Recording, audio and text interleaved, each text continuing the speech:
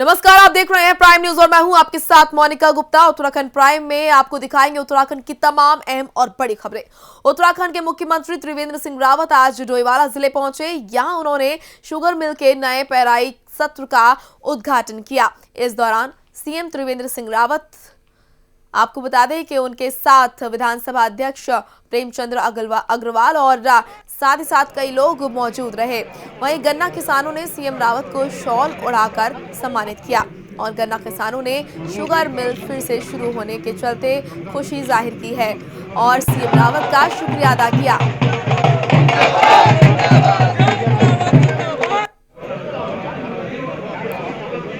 तो गन्ना किसानों को सीएम की सौगात मिली। शुगर मिल में नए पेराई सत्र का उद्घाटन किया गया। सीएम रावत ने ये उद्घाटन किया।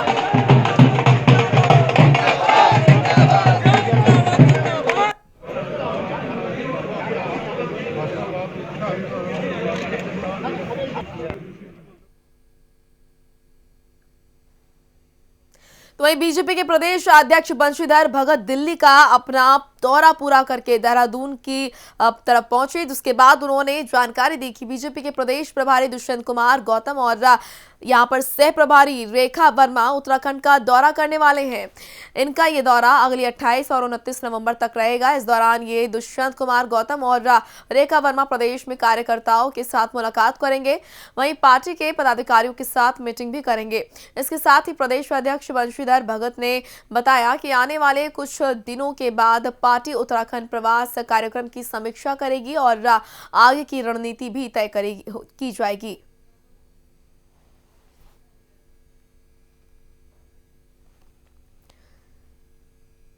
तो आपको बता दें कि दिल्ली दौरे से वापस आए हैं बंशीधर भगत और इसी के साथ 2022 चुनाव को लेकर पार्टी तैयारी करेगी, उन्होंने बताया। और साथ ही साथ आपको बता दें कि उत्तराखंड प्रवास कार्यक्रम की समीक्षा यहां पर होगी और इस दौरान कई अहम मुद्दों पर भी चर्चा की जाएगी।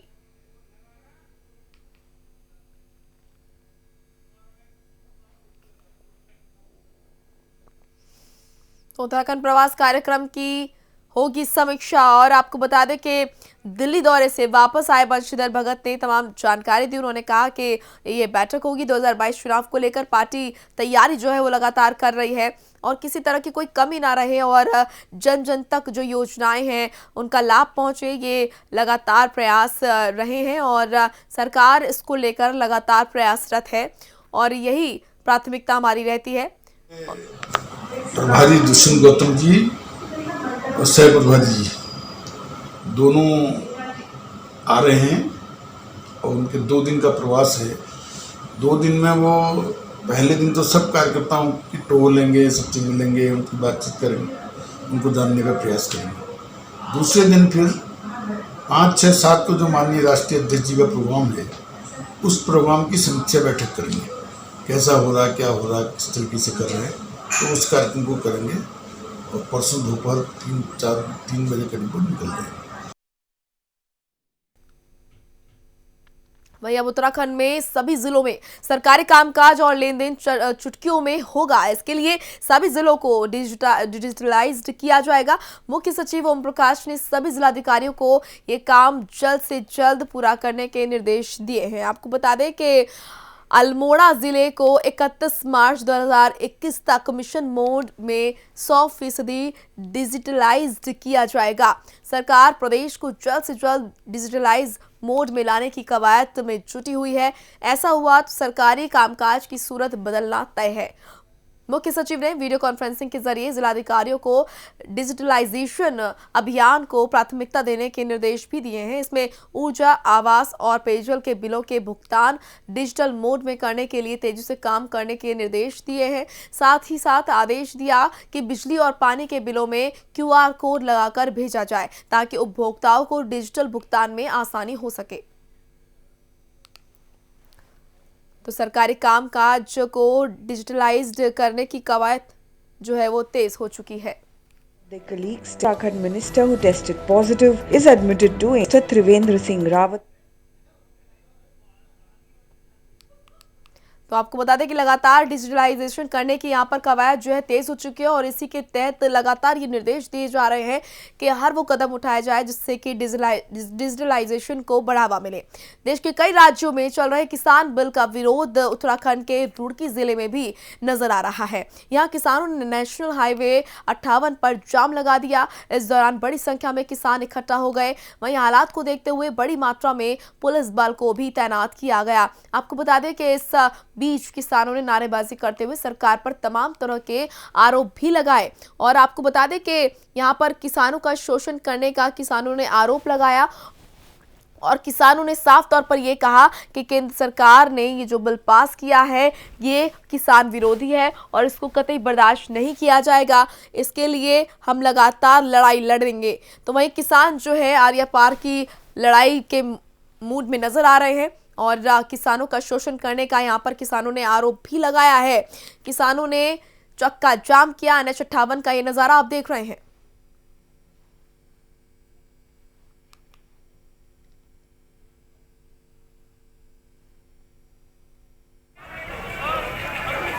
कहेंगे दिल्ली चलने को तो हम भी यहाँ दिल्ली चल देंगे। तो हो सका दिल्ली को उसका ऐलान मिल जाए कल सुबह तो हम भी दिल्ली के लिए तैयारी कर देंगे। तो तमाम जो भी आदेश मिलेगा उसका पालन होगा। चूंकि लड़ाई एक सिस्टम में लड़ी जा, आज जाम का आदेश है, जाम हुआ, जो भी हाईकमान का आदेश मिलेगा हमारी, हम चूंकि अनुशासन में रहते हैं वही हम पालन करेंगे। और हम चाह रहे हैं कि जिस तरह ये नौकरी बढ़ती है 6-7% हर 6 महीने, इस तरह फसलों के रेट बढ़ो और जो अंतर आएगा नौकरी में किसानों को दूर करा जा। और MP MLA अपनी तनख्वाह दुगनी कर ली, मैं खत्म करी जा और किसान की आमदनी दुगनी करी जा। हम 6,000 दे रहे, आपको साल भर में 36 लाख की तनख्वाह ले रहे और ऊपर की आमदनी रही नहीं अलग, जो हमें बर्दाश्त नहीं है बिल्कुल भी। हमें आमदनी चाहिए, हमें भरे बच्चों को पेट भरने का अधिकार होना चाहिए। और पाकिस्तान में 500 रुपए का रेट है गन्ने का, तो यहाँ भी कम से पाकिस्तान से ज्यादा रेट होना चाहिए। पाकिस्तान करो, अरे ये तो देख लो बेईमानो, पाकिस्तान में गन्ने का रेट क्या है, उससे ज्यादा रेट करो ये हिंदुस्तान। चलिए अब खबर काशीपुर से, जहां पर काशीपुर महानगर कांग्रेस कमेटी के कहने पर कांग्रेस के कार्यकर्ताओं ने धरना प्रदर्शन किया। यह प्रदर्शन शहर के महाराणा प्रताप चौक पर किया गया। वहीं महानगर अध्यक्ष संदीप सहगल के नेतृत्व में कई कांग्रेस कार्यकर्ता धरने में शामिल हुए। इस दौरान प्रदर्शन कर रहे लोगों ने शहर में बन रहे फ्लाईओवर के काम में देरी करने का मुद्दा उठाया। इसके साथ ही काशीपुर के विधायक का पुतला दहन किया गया। वहीं महानगर अध्यक्ष संदीप सहगल ने आरोप लगाया कि बीते 2.5 सालों से चल रहा फ्लाईओवर का काम काफी धीमी गति से चल रहा है। कांग्रेस कार्यकर्ताओं का प्रदर्शन देखने को मिला। फ्लाईओवर के काम को लेकर प्रदर्शन किया गया, धीमी गति से काम करने का आरोप लगाया गया। इस फ्लाईओवर का जो निर्माण है वो अत्यंत धीमी गति से चल रहा है और पूरे काशीपुर की जनता, व्यापारी, हमारे माताएं, बच्चे पूरी तरीके से इस काशीपुर में त्राही मची हुई है और विधायक चीमा जी को कोई होश नहीं है। अब भी केवल दिखाने के लिए कभी पटेला मार दिया जाता है, कभी एक ट्राली मिट्टी पड़ जाती है। ये लोग आप प्रत्यक्षदर्शी हैं। आज हम लोग परेशान होकर पिछले कई बार, मेरे ख्याल से 20 बार हम लोग इस फ्लाईओवर के निर्माण के लिए प्रदर्शनों पर बैठ चुके हैं, पुतले फूंक चुके हैं, लेकिन विधायक चीमा की कानों पर जू नहीं रेंग रही है। ये राज्य सरकार और विधायक चीमा एक कुंभकर्णी नींद सो रहे हैं। इनको जगाने के लिए हम दिन रात एक करने को तैयार हैं। यदि विधायक चीमा जी अब भी नहीं जागे तो हम उनके घर के बाहर धरने देंगे। इस जन आंदोलन को सड़कों पर उतारा जाएगा जो बराबर चल रहा है और निरंतर चलता रहेगा। और आपके माध्यम से चीमा साहब से राज्य सरकार से कहना चाहते हैं कि फ्लाईओवर का निर्माण आप अतिशीघ्र पूरा करवाएं। तो लंबे वक्त से हरियाणा बीजेपी में संगठन मंत्री का यहां पर दायित्व देख रहे सुरेश भट्ट को अब उत्तराखंड बीजेपी के प्रदेश महामंत्री नियुक्त किया गया है। उत्तराखंड में लंबे समय से कयास लगाए जा रहे थे कि संगठन में खाली पड़ा महामंत्री का पद किसे दिया जा सकता है। वहीं आखिरकार अब इस ओहदे पर सुरेश भट्ट को प्रदेश अध्यक्ष ने ये जिम्मेदारी सौंप दी है। प्रदेश अध्यक्ष का कहना है कि सुरेश भट्ट बीजेपी के पुराने कार्यकर्ता हैं, संघ से भी जुड़े रहे और संगठन में अलग अलग पदों पर काम करने का उनका एक अच्छा अनुभव रहा है। इसका फायदा उत्तराखंड बीजेपी संगठन को भी मिलना चाहिए। तो सुरेश भट्ट बने हैं प्रदेश महामंत्री। प्रदेश अध्यक्ष ने की है इनकी नियुक्ति और यहाँ पर यह फैसला लिया गया। काफी समय से इस बात की कयास लगाए जा रहे थे। सुरेश भट्ट जी हमारे वरिष्ठ कार्यकर्ता हैं, संघ के स्वयंसेवक रहे हैं और बहुत लंबे समय से संगठन मंत्री के रूप में हरियाणा में काम कर रहे थे। अब वहाँ से वो कार्य मुक्त हो गए हैं, तो हमने अपने यहाँ उनको प्रदेश महामंत्री के रूप में, भारतीय जनता पार्टी प्रदेश महामंत्री के रूप में नियुक्ति दी है।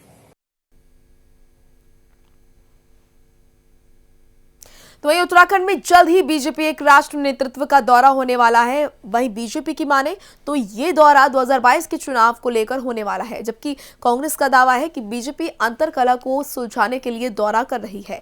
कांग्रेस का मानना है कि बीजेपी के प्रदेश प्रभारी और राष्ट्रीय अध्यक्ष इस बात से चिंतित है कि सरकार के मंत्रियों और मुखिया में तालमेल नहीं बैठ रहा है। साथ ही कांग्रेस ने कैबिनेट मंत्री सतपाल महाराज और हरक सिंह रावत के साथ रेखा आर्य का नाम लिया। साथ ही ये दावा किया कि इनके साथ ही कई मंत्री सरकार की कार्यप्रणाली से खुश नहीं हैं। इसके अलावा कांग्रेस ने बीजेपी विधायक देशराज कंडवाल और कुंवर प्रणव चैंपियन के विवाद का भी जिक्र किया है। कि बार बार कांग्रेस की बात क्यों हो रही है? क्या यहाँ पर सत्ताधारी दल कांग्रेस है उत्तराखंड राज्य के अंदर? अगर उत्तराखंड की गरीब जनता का वो ठगा हुआ सा महसूस कर रही है या उसको खामियाजा भुगतना पड़ रहा है, तो वो सरकार की वजह से भुगतना पड़ रहा है। जिस सरकार को विकास पर फोकस करना चाहिए था, उनका पूरा ध्यान विकास कार्यों पर होना चाहिए था, उसका पूरा ध्यान अपनी नूरा कुश्ती और अपनी अंतर्कलह को सुलझाने में लगा हुआ है। आप 3.5 साल से देख लीजिए, मुख्यमंत्री त्रिवेंद्र रावत जी हो, चाहे पहले अजय भट्ट जी हो और अब बंशीधर भगत जी हो, ये कर क्या रहे हैं? और ये सिर्फ डैमेज कंट्रोल कर रहे हैं। ये लगातार अपने मंत्रियों को, अपने विधायकों को मनाने का काम कर रहे हैं। उधर आपने देखा देशराज कंडवाल और प्रणव सिंह, तो ऐसा लगता था जैसे एक दूसरे का खून ही पी जाएंगे। आप इधर देखिए, रेखा आर्या जी को भवन में जा चुकी हैं। वो कह रही मेरे विभाग में डायरेक्टर सचिव हैं या नहीं है मुझे नहीं पता। अगर एक मंत्री को नहीं पता उसके विभाग में डायरेक्टर सचिव अपॉइंटेड है नहीं है, तो फिर किसको पता होना चाहिए? और इतना महत्वपूर्ण विभाग महिला एवं बाल विकास मंत्रालय आप लेकर बैठी हुई है, ये आपकी उदासीनता मानी जाए या मुख्यमंत्री जी की उदासीनता मानी जाए? तो उत्तराखंड में कोरोना वायरस का असर कम होता नजर नहीं आ रहा। आपको बता दें कि ताजा रिपोर्ट के मुताबिक उत्तराखंड में बीते 24 घंटे में 355 नए संक्रमित मिले हैं मरीज और 11 मरीजों की इलाज के दौरान मौत हो गई। इसी बीच कुल संक्रमितों का आंकड़ा 72,997 तक पहुंच गया है, जबकि इसमें 66,646 मरीज स्वस्थ हो चुके हैं। आपको बता दें कि स्वास्थ्य विभाग की रिपोर्ट के मुताबिक बीते 24 घंटे में 10,805 सैंपल की जांच रिपोर्ट नेगेटिव आई है। इसी बीच उत्तराखंड में कोरोना से अब तक मरने वालों की संख्या 1,196 हो गई है। बीते 24 घंटे में 317 मरीजों को इलाज के बाद घर भेजा गया। इनको मिलाकर अब तक 66,464 मरीज ठीक हो चुके हैं, जबकि 4,682 मरीजों का इलाज अभी भी चल रहा है। बीते 24 घंटे की बात करें तो देहरादून जिले में सबसे ज्यादा 128 कोरोना मरीज मिले हैं। वहीं पिथौरागढ़ में 51, पौड़ी में 39 और हरिद्वार में 28, नैनीताल और चमोली में 24, उधम सिंह नगर में 18, अल्मोड़ा में 14, टेहरी में 9, बागेश्वर और चंपावत में 6, उत्तरकाशी में 5 और रुद्रप्रयाग जिले में 3 संक्रमित मिले हैं। बीते एक हफ्ते की बात करें तो प्रदेश में कुल 3,335 कोरोना संक्रमित मामले मिले हैं। सबसे ज्यादा चिंताजनक स्थिति देहरादून जिले की है, क्योंकि 36% मामले सिर्फ देहरादून जिले के हैं, जबकि रुद्रप्रयाग, उत्तरकाशी, चंपावत और बागेश्वर जिले में 2% संक्रमित मिले हैं। तो देवभूमि फिर कोरोना का कहर देवभूमि में देखने को मिल रहा है। 24 घंटे में 355 यहाँ पर नए मरीज मिले हैं और मरीजों का आंकड़ा 72,000 के पार पहुंच चुका है।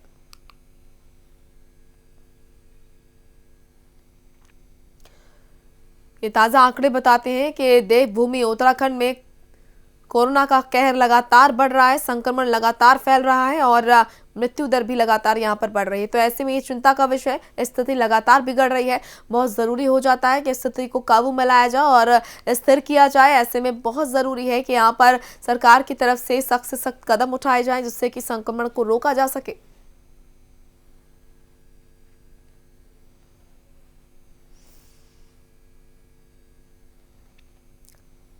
तो देवभूमि उत्तराखंड में कोरोना का कहर लगातार देखने को मिल रहा है। लगातार जो मामले हैं वो बढ़ रहे हैं और ये जो ताजा अपडेट है कोरोना को लेकर, ये हम आपको दे रहे हैं। ताजा आंकड़े तो यही बताते हैं कि देवभूमि उत्तराखंड में कोरोना का कहर लगातार बढ़ रहा है। लगातार जो मृत्यु है वो लोगों की हो रही है कोरोना के चलते।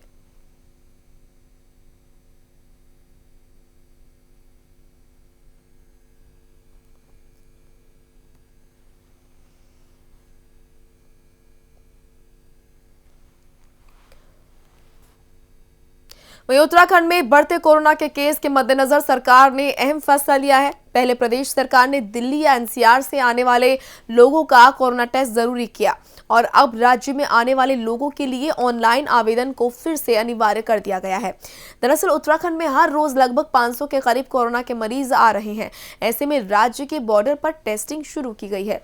इसके साथ ही उत्तराखंड आने से पहले सभी लोगों को स्मार्ट सिटी देहरादून के पोर्टल पर ऑनलाइन आवेदन करना एक बार फिर से अनिवार्य कर दिया गया है। बॉर्डर्स पर चेकिंग के दौरान ऐसे लोग जिनमें स्वास्थ्य विभाग की टीम को लगता है कि कोरोना संक्रमण के लक्षण हो सकते हैं, उनका टेस्ट कराया जा रहा है। यही नहीं, दिल्ली एनसीआर से आने वाले लोगों पर टेस्टिंग का फोकस ज्यादा रखा गया है। देहरादून के जिलाधिकारी आशीष कुमार श्रीवास्तव ने बताया कि एंटीजन टेस्टिंग का उन लोगों पर फोकस रखा गया है जो किसी बीमारी से ग्रसित हैं, इलाज करवा कर आ रहे हैं या फिर थर्मल स्क्रीनिंग के दौरान जिनमें लक्षण नजर आ रहे हैं। इससे पहले उत्तराखंड सरकार ने दिल्ली या फिर एनसीआर से आने वाले लोगों के लिए कोरोना टेस्ट कराने का फैसला लिया और ये भी कहा कि अगर जांच के दौरान कोई कोरोना पॉजिटिव पाया जाता है तो उसे वापस भी भेज दिया जाएगा।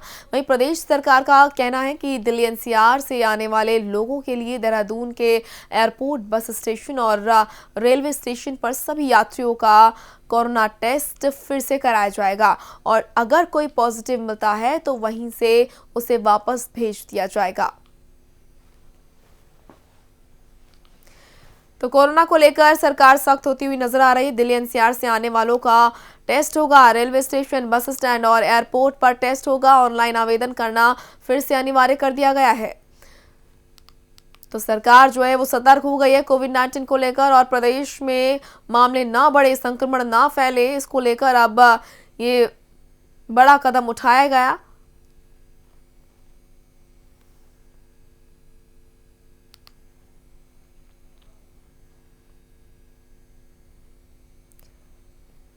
तो कोरोना पर सतर्क हुई है सरकार। उत्तराखंड में हर रोज आ रहे हैं करीब 500 नए केस। ऐसे में ये बड़ा फैसला लिया गया। राज्य के बॉर्डर पर भी शुरू की गई है रैंडम टेस्टिंग। आपको बता दें कि थर्मल स्क्रीनिंग में शक होने पर ये टेस्टिंग की जाएगी और ऐसे में बहुत हद तक माना जा रहा है कि संक्रमण फैलने से रोका जा सकता है और बहुत ज़रूरी इसलिए भी हो जाता है कि जो ताज़ा आंकड़े उत्तराखंड में सामने आ रहे हैं वो भयानक हैं और अगर ऐसे ही चलता रहा तो स्थिति बेकाबू हो जाएगी। तो ऐसे में ये कदम उठाया गया, ये फैसला, बड़ा फैसला लिया गया जहाँ पर बॉर्डर्स पर टेस्टिंग, रैंडम टेस्टिंग की जाएगी और यहाँ पर क्योंकि रिसर्च में देखा गया 500 करीब हर रोज 500 मरीज आ रहे हैं तो राज्य के बॉर्डर्स पर अब शुरू की जाएगी रैंडम टेस्टिंग। कोरोना संक्रमण की रोकथाम के लिए सैंपलिंग बढ़ाने की नियत के चलते सरकार ने जांच दरें घटा दी हैं। आरटी-पीसीआर टेस्ट में आपको बता दें कि 550 से 600 रुपए और रैपिड एंटीजन टेस्ट की फीस में 40 रुपए की कटौती की गई है। इसके साथ ही प्राइवेट प्रयोगशालाओं में कोविड की जांच करने वालों को दरें घटने से राहत मिलेगी। इस मामले में शासन की तरफ से आदेश जारी कर दिया गया है जिसमें सरकारी और निजी अस्पतालों से भेजे जाने वाले कोविड सैंपल की जांच दर को 1400 से घटाकर 850 रुपए किया गया है, जबकि निजी प्रयोगशालाओं में लिए जाने वाले सैंपल की जांच दर को 1500 रुपए से घटाकर 900 रुपए प्रति सैंपल तय किया गया है। इसी तरह रैपिड एंटीजन टेस्ट की दर को 719 से घटाकर 679 रुपए प्रति सैंपल कर दिया गया है। तो उत्तराखंड में कोरोना जांच की दरें कम कर दी गई हैं, रेट अब घटा दिए गए हैं। सरकार ने कोरोना टेस्ट की फीस में कटौती की है। रैपिड एंटीजन टेस्ट की फीस में भी 40 रुपए की कटौती की गई है। रैपिड एंटीजन की टेस्ट फीस अब 719 से घटकर 689 रुपए हो चुकी है।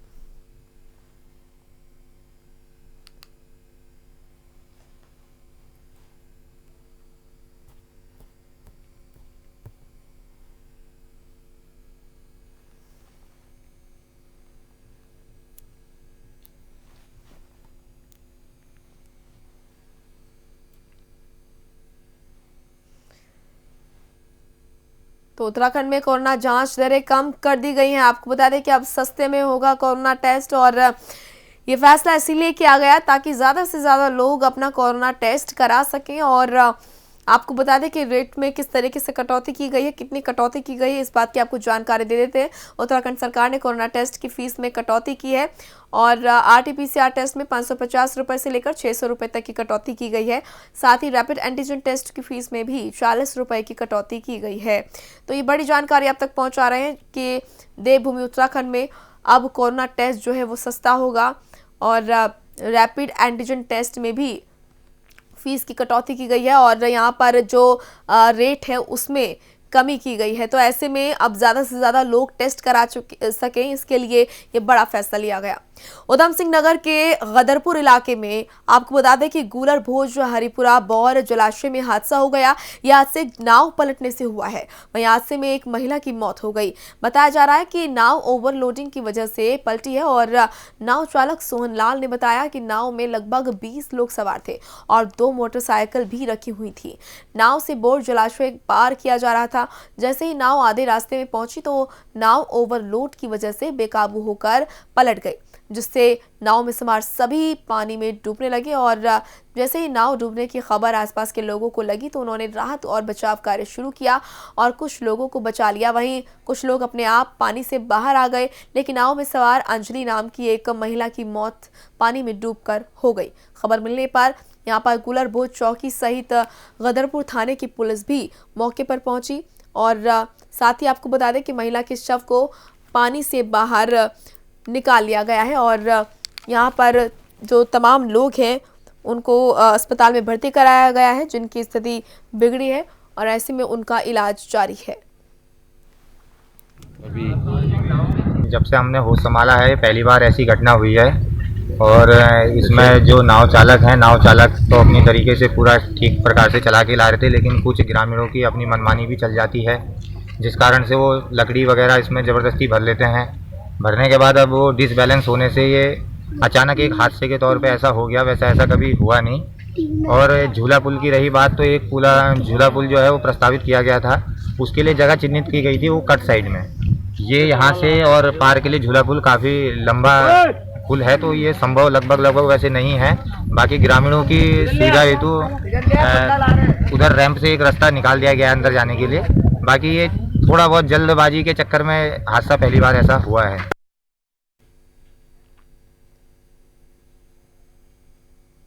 चलिए अब खबर रुड़की से, जहां पर रुड़की जिले के मंगलौर में एक सड़क हादसे में एक महिला की मौत हो गई जबकि 2 लोग पूरी तरह से घायल हो गए हैं। जानकारी के मुताबिक मृतक महिला पति और बेटे के साथ अपनी बहन के घर से वापस लौट रही थी, तभी नेशनल हाईवे 58 पर एक तेज रफ्तार कार ने बाइक को टक्कर मार दी। कार की टक्कर लगने से गर्भवती महिला की मौके पर ही दर्दनाक मौत हो गई, जबकि हादसे में मृतक का पति और 3 साल की बेटी गंभीर रूप से घायल बताए जा रहे हैं। मौके पर पहुंची पुलिस ने शव को कब्जे में लेकर पोस्टमार्टम के लिए भेज दिया है। वहीं आरोपी का ड्राइवर गाड़ी छोड़कर मौके से फरार हो गया है, जिसकी तलाश पुलिस कर रही है। जो अर्जौली जटकी है वो अपने पति और बच्चों के साथ जा रही थी। उसका हमें सूचना मिली है कि एक एक्सीडेंट हुआ है नसीबपुर पुलिया पे नहर पटरी पे। तो मौके पे जब हम गए तो हमने वहाँ पे जाके महिला को और जो उसके जो पति थे और बच्चे थे सबको जिनको भी चोट लगी थी हमने जो है रुड़की में सिविल अस्पताल में भेज दिया है। उसके बाद पता चला है कि जो महिला है उसकी मृत्यु हो गई, उसमें पंचायतनामा हो गया। तो वहीं जम्मू कश्मीर के पुंछ में एलओसी पर पाकिस्तान की तरफ से सीजफायर के उल्लंघन के दौरान पौड़ी गढ़वाल के रहने वाले एक जवान शहीद हो गए। शहीद जवान यमकेश्वर विधानसभा के औरियारी गांव के रहने वाले थे और जैसे ही शहीद घर वालों को पता चला कि उनका रो रो कर बुरा हाल हो गया। शहीद स्वतंत्र सिंह 16 गढ़वाल राइफल में सूबेदार थे। जवान के शहीद होने की खबर से उत्तराखंड और पूर्व मुख्यमंत्री हरीश रावत ने भी दुख व्यक्त किया है। साथ ही साथ मुख्यमंत्री त्रिवेंद्र सिंह रावत ने शहीद जवान को श्रद्धांजलि दी। साथ ही वहीं ब्लॉक प्रमुख महेंद्र राणा ने भी शहादत पर दुख जाहिर किया है। देश पर शहीद हुआ एक और लाल, पूरे इलाके में मातम छा गया। गढ़वाल राइफल में थे तैनात।